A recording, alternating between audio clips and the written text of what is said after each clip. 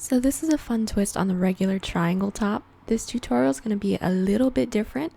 I have a color pattern to show you and y'all can screenshot it and use it as a reference, but I'll show you how to introduce every color and also where you need to decrease. But if you need more information after that, go ahead and leave a comment down below and I usually reply pretty quickly. So to get this started, we're going to grab our category 3 yarn. We're going to grab our base color and make our slip knot. Grab our 4mm hook. And this is going to be different for everyone. I'm going to make a base chain that comes out to 5 inches, but this is because I'm not blessed in the chest department.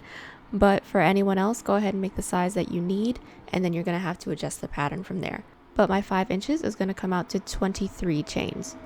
So once we have our chain, we are going to block off the last chain that we did, chain up one extra, and we're going to single crochet into that chain that we blocked off, or the second chain from the hook.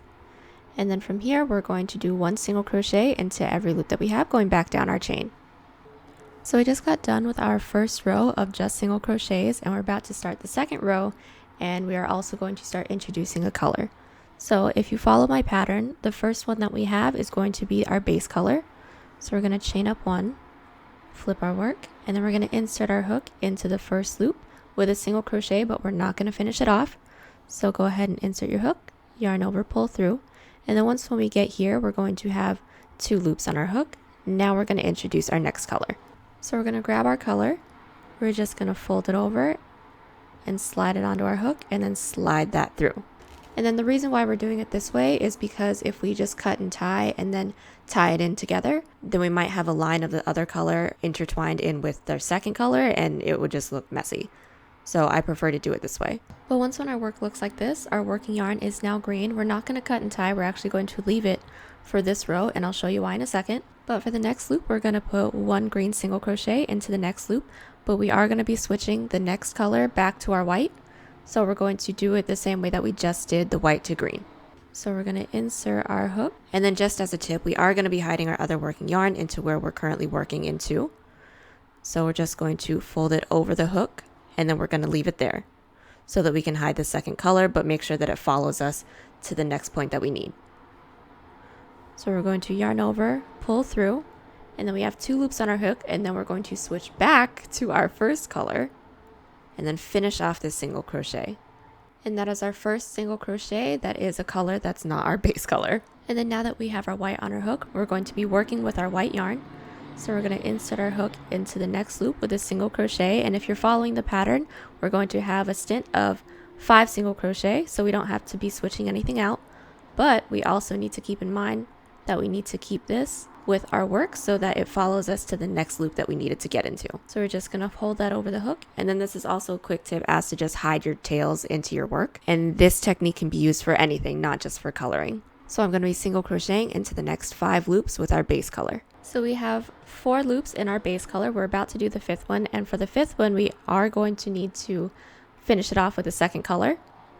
So we're going to insert our hook just like how we typically would with a single crochet, and we're going to hide our working yarn, our other working yarn, yarn over, pull through, and then we're going to finish this single crochet off with our second color so that we can do a loop with the next color.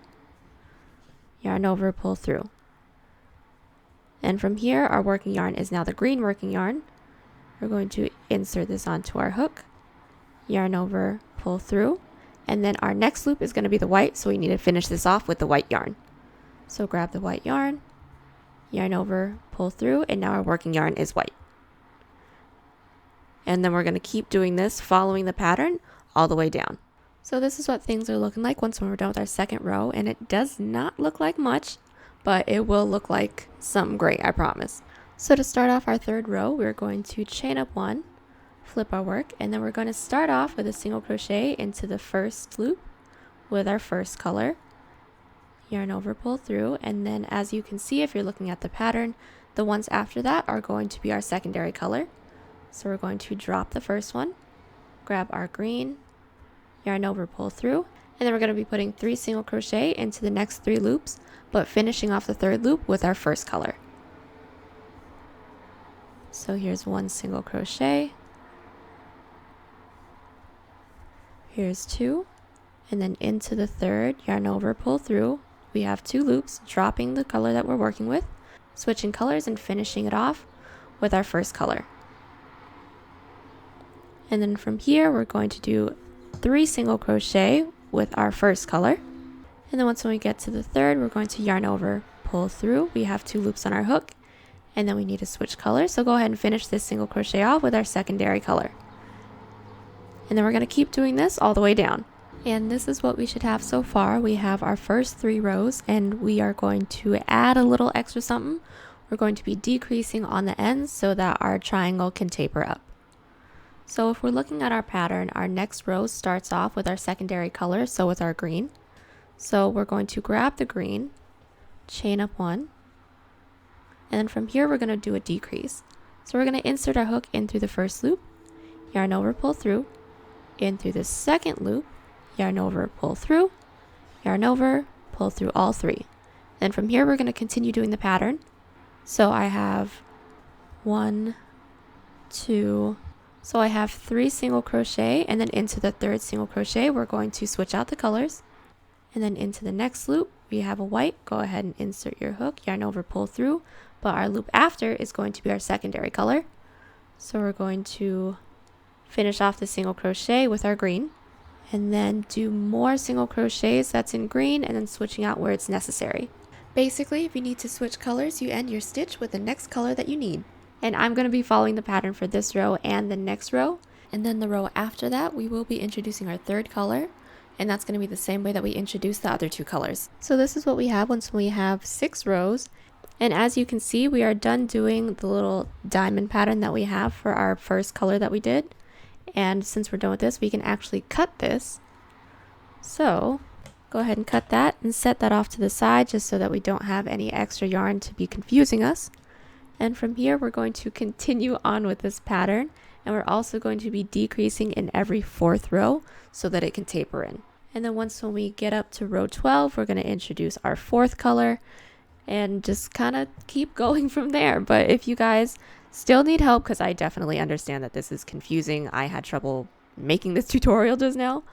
But if y'all have any questions, leave a comment and I will try and help you guys out as much as I can. But go ahead and follow the pattern that I left for you guys, and then I'll meet you back once we have all of this done. And this is what our cup should look like once we're done. Go ahead and make 2 of them.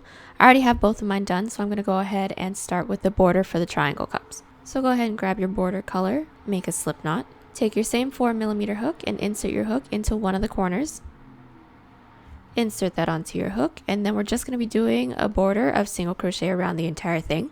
Once we get to the peak, we're going to be doing an increase of 3, but I'll show you how to do that once when we get there. And there's not going to be any real loops for us to go into, so go ahead and just figure it out. Insert your hook wherever you can, but make sure that you don't put too many single crochets in one area, otherwise it'll bunch up. So we've single crocheted all the way down one side, and we're at the peak, and like I said before, we're going to be doing an increase of 3.